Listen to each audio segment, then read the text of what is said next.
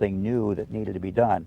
Tell us about a couple of those things. Well, we had a couple of good opportunities. The very first was a photo shoot when we first launched the boat, and though it was hardly ready to sail, we had an opportunity to figure out that the mainsail wasn't cut right for the mast.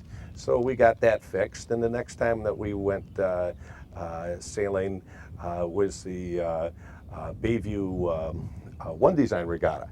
And 3-day event. 3-day event, but we went out Saturday morning and it was windy out to the start, and we've got the spinnaker up and we've got water coming through the hull and water coming up through the rudder post, and the rudder, you move the tiller back and forth 3 inches and it wouldn't move the rudder. So we knew we had some issues, but we figured we'd go sailing, and we got off the starting line and had a nice start and sailed over to the left side of the course, and the wind was favorably. We got a nice shift, and we ended up at the weather mark in great shape. The problem is all the shrouds had been stretched out, and we had some cracks in the boat, and we had compressed the boat in some areas and lifted the deck, and so we figured, okay, we're done, and we sailed in. But now we had an 8-mile beat and 25 miles an hour wind to sail in, so that gives us a little practice on deloading the boat and sailing it safely to the dock. So then it spent the next 3 weeks getting a new rudder post and shaft and brackets, which Dean Kuhn, a wooden boat builder from this area that many of the people in this area know, helped us with, and he did a great job. And we identified a couple of rotten planks. Then you walk around on a boat and you tap it with a hammer, and when you hit good wood, you get a pinging sound. When you hit bad wood, you get a muffled type sound. So wherever the muffled area is, where we replace those. And once we got the boat back in the water, that time we were actually able to start sailing it and working on mast tune and the fact that the sails fit the boat properly, and little details in order to make the boat easier to sail. Our next regatta was the Classic Boat Regatta, which we were fortunate enough to win, and they were perfect conditions for Bernida. We learned a lot about what we had. We also learned a lot about what we were missing. And this is kind of an interesting process, is that we'd sail the boat for 3 hours, we'd work on it for a couple of weeks, we'd sail the boat for 2 hours, we'd work on it a couple of weeks, and each time we came back more prepared to win. Ted, I just wanted to insert here, if I could, a very important moment in the history of this boat, and it occurred in 1984. There was a young man, a student at Michigan State, who owned the boat up on Lake Pentwater. His name was Jeff Spencer. Now, none of the prior owners knew the name of this boat, and each of them renamed it. The man that owned it in Lake Muskegon called it Pirate, and then this Dr. Olson, he had Olwyn, he had a name for it too. And so he had the boat in a boat slip on Lake Pentwater, and right near him was the great 12-meter boat Northern Light. I sailed on it. Really? Yes. And I know that Al sailed on the boat too. Well, a young crewman walked over from Northern Light to Jeff Spencer, and he said, you know, that boat of yours is an R boat. And he said, that might have raced in a Mackinac race. It might have been one of the R boats. And Jeff Spencer said, really? And the fellow said, yeah, you should check it out, and you should get a hold of the people at Bayview Yacht Club, because they're the ones that would know. And it was only after that, and you were involved in this also, Ted, maybe you can tell us what happened there, but the point is that at that moment, Bernida was identified, which then gave the value to the subsequent buyer of the boat and the value to Al to get involved. So it was a key moment in the history of this boat. Oh, it really is a key moment. In fact, when Bart Huthwaite bought the boat in 2003, it still had, it was painted green. Yeah, that's right. Michigan State colors. With the Spartan on the hull and on the transom, and some of us found that mildly distasteful. On the other hand, my wife is a Spartan and she liked it. So. Yes, and Matthew is soon to be, right? So the fact that this is Bernida is really what made it important to Bart and Toby, what made it important to us. If it had just been another grand old R boat that hadn't won the first Mackinac race, I don't think any one of us would have been involved. It was a family affair getting this boat ready. I know you had a lot of people work on the boat. Some professionals and some not, but Matthew and Sarah and Allison is away at school had a little bit to do with it.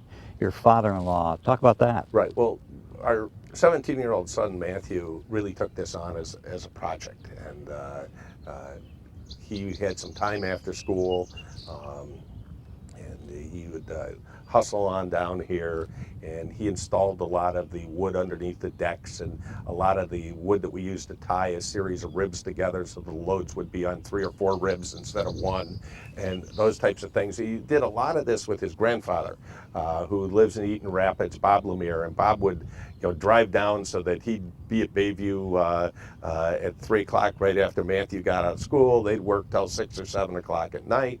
He'd drive down on the weekends, and it was a great project for a grandson and a grandfather to work on. And Bob's a very skilled woodworker, and Matthew's just an outstanding engineer. I mean, it's hard to believe for a 17-year-old how he grasped the concepts. I mean, clearly my dad was a good engineer, so I must skip a generation. But they did a great job, and they really worked hard on this thing. I know they did, in fact, a picture of your father-in-law. Right. And of course, many of Matthew, who did just a great job. And when we talked to Matthew after the race, when you and Matthew were on this program, it was obvious to me that he had a knowledge about boats and sailing that's well beyond his 17 years, Right. now 18. Another neat thing about that story is that Bob Lemire built his own home, Yes. and he still lives in the home he built. Well, he just went through some modernization work, and he had some scrap lumber, and he brought the scrap lumber down here to Bayview, and some of that wood went into Bernida, and Bob Lemire says, "My house is in that boat." Tom, you interviewed a lot of people for this, including me, and I know that you took great care to verify the transcription of those interviews. Did you do that with everyone? For example, when you interviewed me, you sent me proposed text, and I was to look at it and see if it was what I said and what I meant to say and so forth. Did you do that with all of your I interviewees? did, and I've written other books. I've written 7 books now. This was my 7th. And in each case, I wanted to interview the people and then send them the actual transcript I was going to use. I think one of the worst things in journalism is to misquote people, particularly when it goes into print, and that person has to live with those misquotations forever. So that's always been my style, and the people appreciate it as kind of a sign of respect to them, and it's worked well for me. Well, I thought, I'm kind of interested in writing, and you allude to that in the book, and I compliment both of you because in describing the reactions, the interest of various people, named and unnamed in the book, and knowing many of those people, I thought you captured very nicely their personality, their feeling of respect and interest in the boat, which was intense, and had to be kind of difficult. Bernida's no longer yours.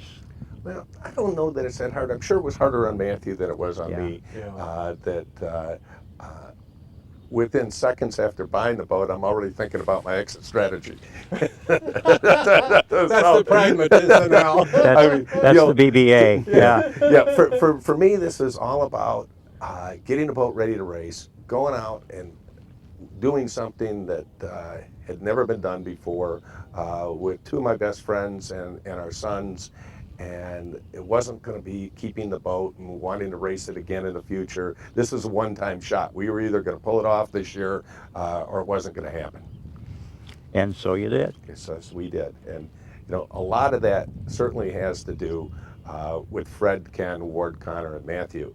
As you put in the book that these guys are great sailors, and perhaps the best thing that we got out of this race is just how good of sailors that Ward and Matthew and Connor have become. And they're just outstanding. And kind of looking around, I mean, I suppose it's every father's dream to have their kids be better at whatever it is that their family does than they are. And we don't have to worry about that. They're all better. You know, Ted, one thing we must mention for your show here today is the contribution of the wives. The courage all 3 of them showed to let this happen, the support they gave to it, and it was quite remarkable, really. I do think we have to mention that. I think that's important that we do that. I know Sarah better than the other the other wives, Sarah's Al's wife. I was out here during the photo shoot that Al mentioned earlier. It was in May of 2012, and it was for a cover story in a local magazine. And I was on the boat with the photographer. Al, of course, and his crew were sailing the boat. And Sarah, Al's wife, was on the boat with me. And I said, Sarah, Al's a sailmaker. He always sails on some of the very fastest boats. He's always one of the first boats to Mackinac Island. It'll be different waiting for him this year, won't it? And she said, I'm going to get to the island and check in at St. Anne's. and they were concerned, but they were supportive as well. And again, Tom, you captured that well in the book. Al, tell me about your father's participation in this race. Well, my father was one of the better sailors around here for years. He's a legend. He's a legend, and it was always a threat to win the Mackinac race. He won a number of them overall, both in the Bayview side and the Chicago side. And he passed away around 10 years ago. And I've had his ashes in my closet ever since then. His wishes were that they get spread in the Straits of Mackinac. And for one reason or another, my brother and my sister and myself could never be at the same place at the same time and never got around to doing this. So Saturday morning, I'm getting up and we're going to drive up to Port Huron for the race. And I look up and I see the ashes there. It kind of occurs to me maybe he'd like to go for one more Mackinac race. And so I gather them up, put them in the duffel bag, got to the boat, put the duffel bag down below, and the only ones that really knew about this were Matthew and myself. So as we're approaching the finish line, I was driving, and I asked Matthew to go on down and get his grandfather. So the rest of the guys are like, what's going on here? So in any event, Matthew brought the backpack up and took over the helm, and I got my father out, and we said a couple of words, and we spread his ashes right as we were approaching the finish line. And I can't imagine that he would have found any other way better than to win one more Mackinac race and do it in this fashion. So. Great story, Al, and again, it's told in the book. In fact, there are a couple pictures of the spreading of the ashes on the waters that he loved and you love, and gosh, I love. It's a great story, and the fact that Matthew drove the boat across the finish line. Yeah, he did. He drove for the better part. And basically, at night, Matthew and Ward were our two best drivers. Good young eyes, and Connor certainly worked hard. Our whole group was good, and Tom had alluded to the wives earlier.